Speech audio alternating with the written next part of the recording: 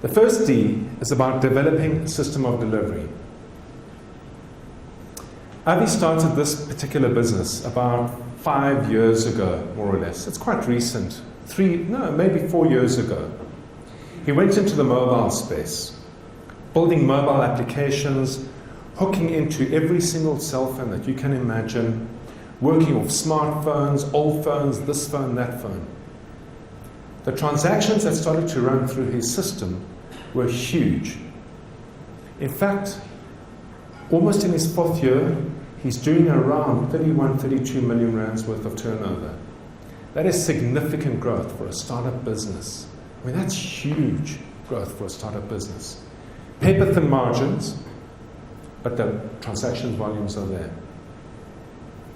About a year and a half ago, 2 years ago, he decided that he was the big issue in the business, in that he had the client relationships. He understands these products inside out. The customer journey that needed to be shared with every customer he met, Avi had developed it. And this guy's a masterful salesman. His ability to work with people is remarkable. In fact, I think it's just a natural gift in him. He was born with it. So he, with his management team, decided that they needed to replace him in the business. He went to some of the top recruiting agencies in South Africa.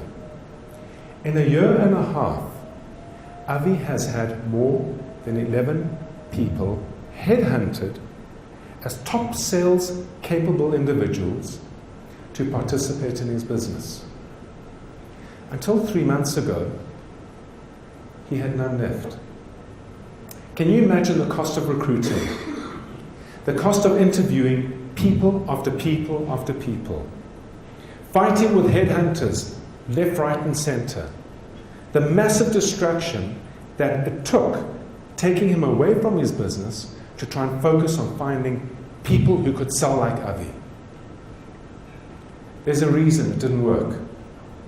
And the reason is that when you build your business as an entrepreneur, you have to do everything in the beginning. Delegating is a tough task. You don't have time to even think. You don't have time to breathe.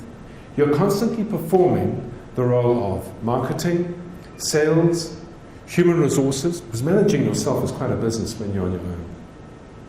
Money management, supply, operations. Avi brought his first people in out of sheer desperation, out of sheer exhaustion.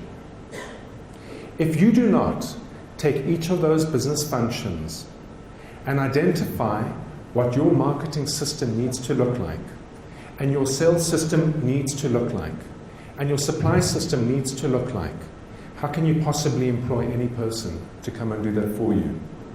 One of the biggest fundamental mistakes that entrepreneurs make is when they turn around and they say, Jeremy, I'm employing you to come market my business. No.